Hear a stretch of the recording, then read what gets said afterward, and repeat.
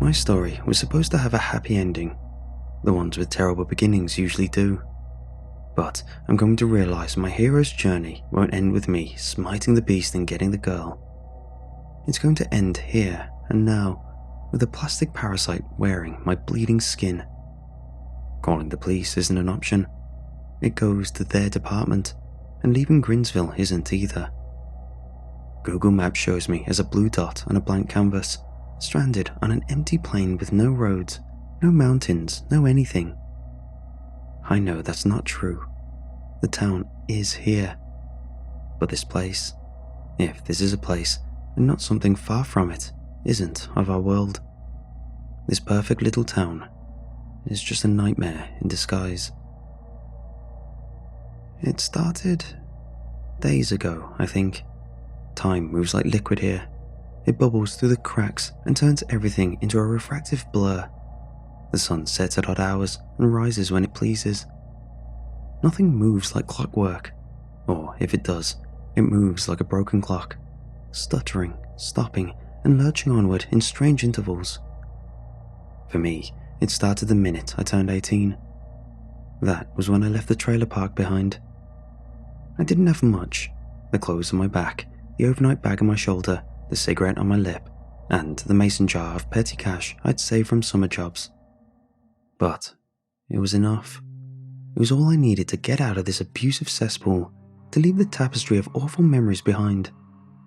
I had no idea where I was going to go, but the place didn't matter. All that mattered was putting this dead end in the rearview mirror.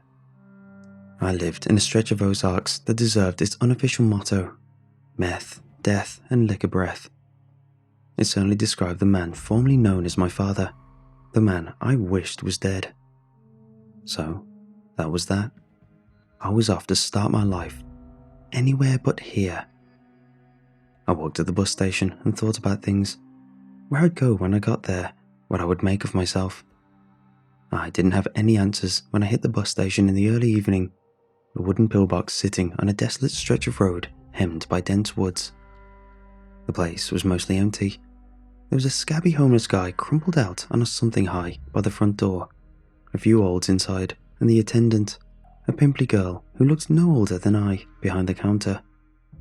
I set my bag between my feet and scanned the departures. "Where to?" she asked in a jaded, nasally voice. The rest of my life was at my fingertips, a bottomless well of possibilities. Los Angeles, New York, El Paso, Seattle, and a place called Grinsville. What the hell was Grinsville? It sounded like something out of a rejected Dr. Seuss book. "Where is that?" I asked, indicating Grinsville on the board over the ticket window. "I don't have X-ray vision," she sighed. "The overnight bus to Grinsville?" The girl frowned. "Dunno, want me to look it up?" I hesitated. There was a certain allure to a place called Grinsville. I could almost picture the manicured lawns, so startlingly green it hurt to stare, the baby blue sky dusted with clouds, the postcard perfect homes arranged in neat rows. It was a place I wanted to be, a place where people grinned at their neighbours and always waved hello. If it turned out to be some slimy smear of a town, I'd rather not know until I got there, because not knowing meant it could be perfect. Not knowing meant I'd be able to stand at the bus ride, dreaming about what might be. "No," I said. "That's where I'm going. One ticket to Grinsville."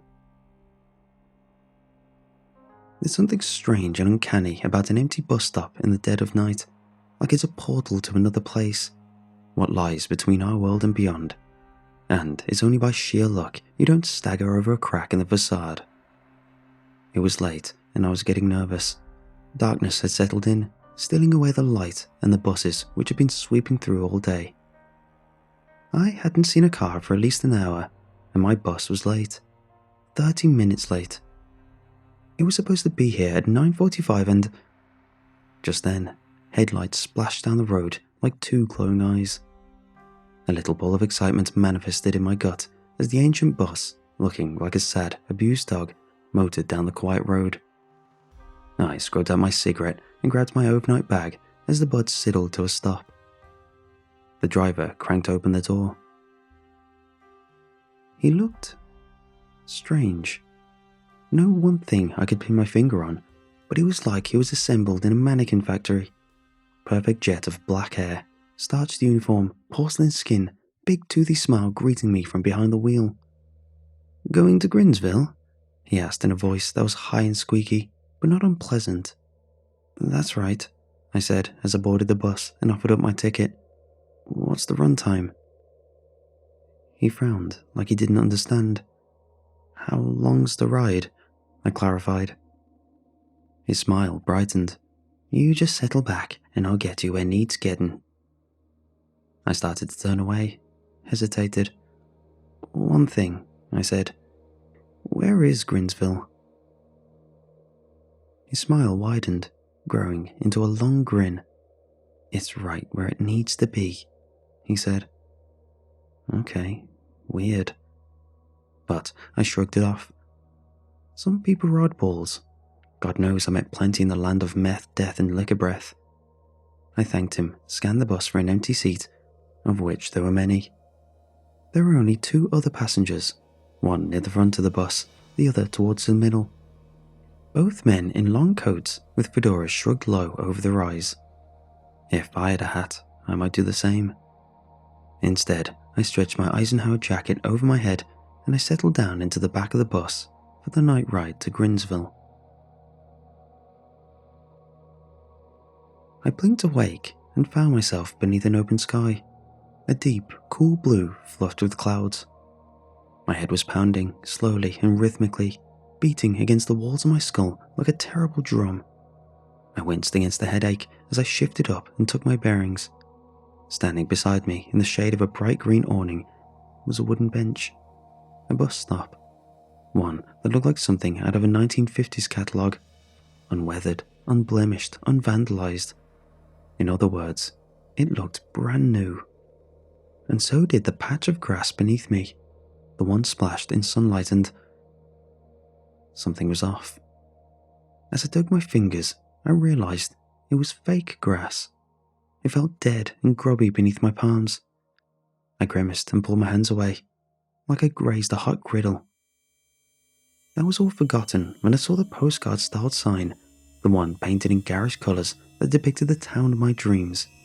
Perfect lawns, houses, smiling folks waving to one another. A place where the people didn't know the meaning of meth, death, and liquor breath. It was a perfect little 1950s suburbia. The cars old and round, the women in dresses, the men in suits. That was what the sign promised anyhow. Arching letters read, "Welcome to Grinsville. Smile like you mean it." I shaded my eyes and looked past it, bracing myself for disappointment, expecting some dying town as cracked and blistered as a boot heel, maybe some giant waste factory pumping oceans of gunk into the sky. But no, of course it wasn't that. It was perfect, a movie set too delicate for this world. But it wasn't a set, it was real. It stood before me like the Emerald City, streets paved in brick, suburban outcroppings surrounded a cozy main street, a steeple church growing from a trimmed lawn. All of it divided into neat little sectors that all seemed so right. And beyond the town, that was the thing. I couldn't see beyond the town. It was out of focus, hidden behind a strange shimmering haze like heat pouring off asphalt. But I didn't notice. All I saw was the small town of my nightmares. It was just as the sign had promised. Old cars, perfect homes, a main street lined by soda bars, penny arcades, dress shops. But it was a ghost town. Nothing moved, nothing breathed. The wind sighed through me as I strolled into town with my bag on my back. I scanned for signs of life, a bird, a stray cat, a rat rooting through the trash. I saw nothing. Nothing but people. People in shops, behind the wheels of cars, at the counters of a diner, posed mid-meal, frozen forever in silent routine. Because they weren't people at all. They were mannequins. The first thing that sprang to mind was Call of Duty Nuketown. The second was the Sin Against film that was Indiana Jones' Kingdom of the Crystal Skull. I thought about Indy staggering into a town just like this one, only to leave it in a lead-lined refrigerator as the raging breath of an atomic blast devoured everything in sight. I pulled out my phone, expecting to find reception was a thing of the past. I had one bar. I typed in Grinsville and hoped for something, anything. Grinsville didn't exist on Google. Panic rooted itself in my gut.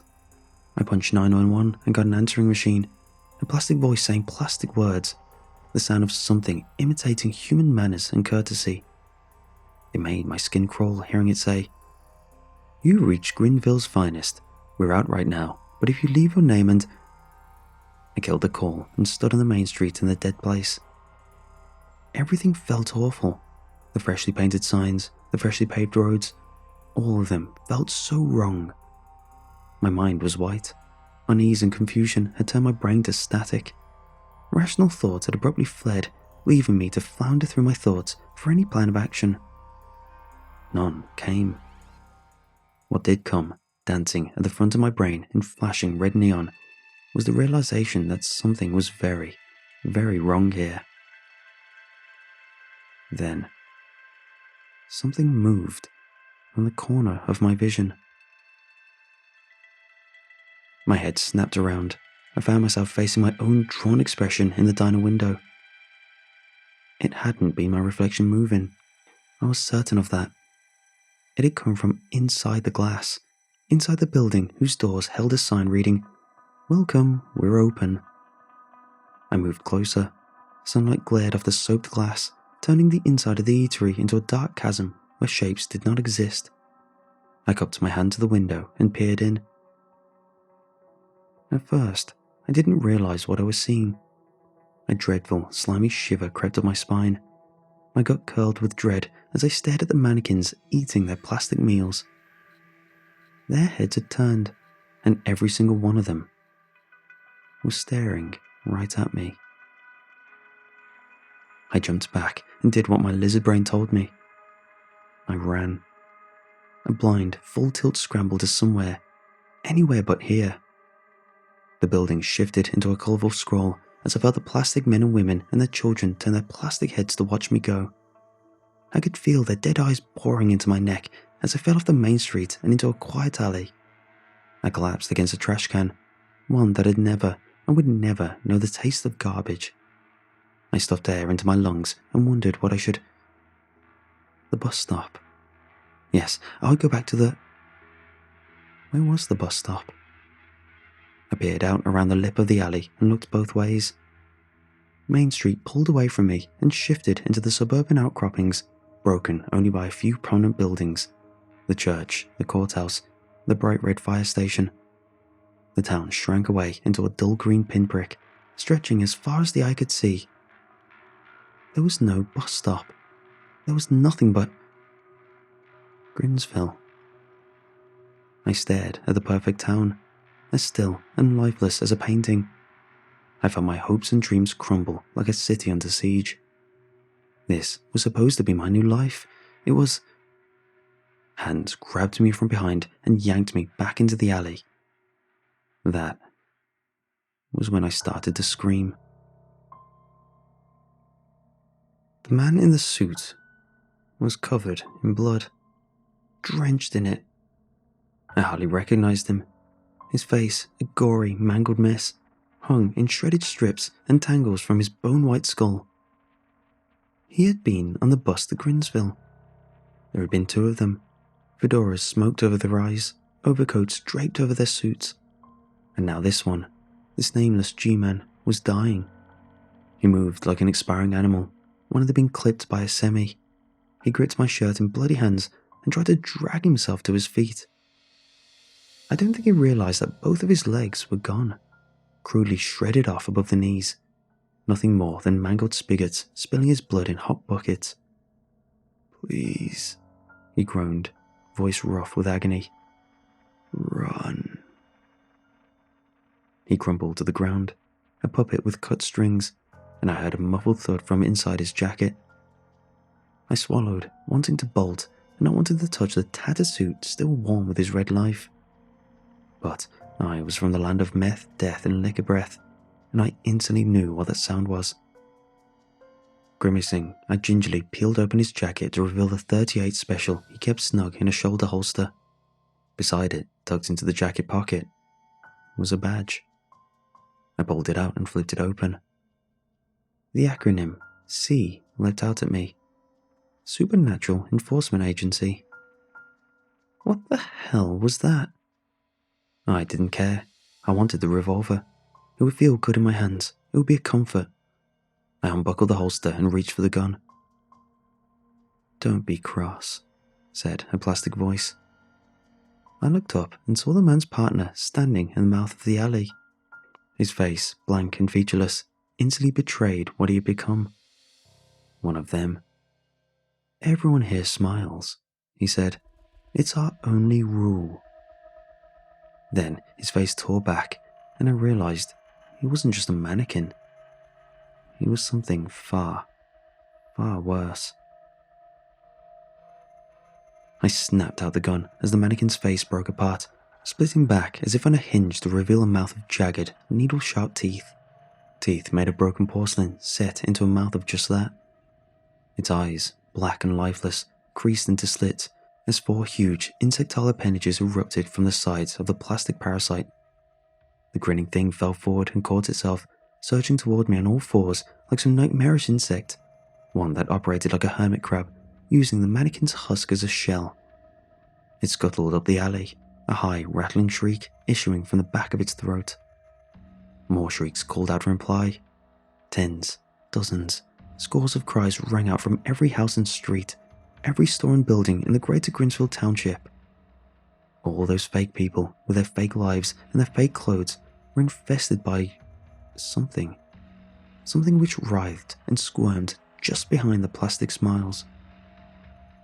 It hit me like a freight train, a bolt of fear which swallowed my tiny, imperfect world like a black hole. The walls of the alley flew away. The revolver disappeared from my hands. Curtains of darkness fell over my vision as the plastic parasite pumped toward me. I had to move. I couldn't move. Fear was all I felt. Raw, tingling. I sought air through my lungs and bolted it into a roar. The revolver materialized in my hands, firm and sturdy. I leveled it and found the trigger. Bang, bang, bang. 3 .38 caliber rounds tore through the creature. Sprays of plastic and blood erupted from its form as one insectile limb blew off the joint, as half its face tore free and went tumbling to the ground. The world around me shot into clarity. I fought to my feet and ran like the wind. I found myself on the main street, facing down an army of mannequins. There were hundreds. Men, women, children, a sea of summer dresses and khakis and polo shirts and suits. A wall of smiling plastic faces, barely masking what nested beneath. I had 3 bullets in the revolver, which hung limply at my side. I would need 3,000, and even still, I wouldn't have a fighting chance. As if to punctuate this point, the denizens of Grinsville changed. Their heads split back in unison, baring jagged teeth. Insect arms forced their way out of plastic sides, tearing through clothes, testing the air. The army of picture-perfect people transformed. The plastic parasites had made themselves known.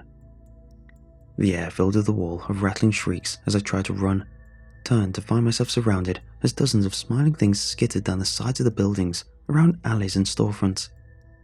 This was the end.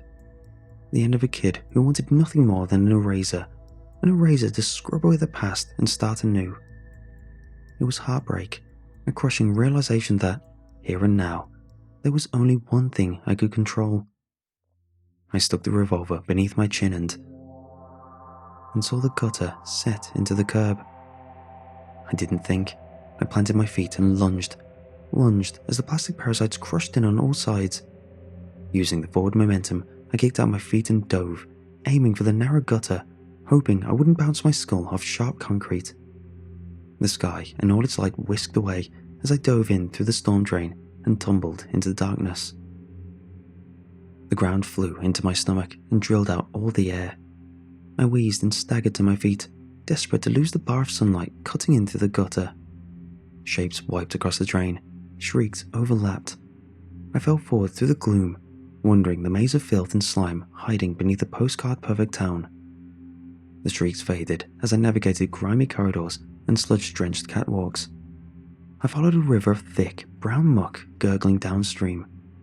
I hoped it would spit me out into sunlight someplace far, far away. But the only sunlight I saw was that which stole through the sewer grates. Sometimes I paused to look out on the town that was supposed to be my new beginning, the one filled with mannequin things now frozen in time. Frozen until whatever lived beneath their plastic skin decided to wake up. It was that way for a while. A blur, a broken memory, my journey through the Grinsville sewer system. A while later, I found the boiler room. Through a narrow corridor and down a spiral set of stairs, I found myself in a wide, cavernous space. It was drenched in strange subterranean light and wrapped in thick pipes and tanks, dials and levers. It was biblical. A huge living organism, hissing steam, belching smoke, all of it throbbing with awful industry. The heat was unbearable and... My God, I whispered as I realized what lived behind the equipment. Thick pools of flesh pulsed and throbbed through the spaces in between pipes and vats, as though something huge, some awful mound of hot meat, was wearing the metal like a husk. I could smell its sour reek. It filled my throat and tunneled into my lungs. It was agonizing. I couldn't take it. I shoved the revolver against my temple and pulled the trigger. The gun didn't fire. It didn't paint the flaw in my thoughts and feelings. It offered an impotent click that made me feel like doubling over in a bout of insane laughter. When I had fallen into the sewer, I must have rolled the cylinder. That was an easy fix. I squeezed the trigger twice. Click. Bam. A stray bullet whizzed across the room and pinked off a vat. An angry spray of steam hissed out in a boiling cloud and... an idea slapped me in the face. There's no one for me to call. No one but you, my nameless, faceless co-conspirator. My phone has clung to life long enough for me to finish writing this. I'm down to 2% to tell you how it ends. When I started this, I wasn't sure how it would end. Now it's sealed, cast in blood and guts. It certainly isn't a happy ending. Those stories, the best kind, usually don't grace people like me. My life was written from the moment it began. I tried to rewrite the ending, and look where it left me. In the heat of a dying boiler room. I spent the best part of an hour cranking every dial and lever I could find. And now this place, the one concealing that massive flesh thing, is brewing its guts into something powerful. An explosion I'm hoping will banish this town once and for all.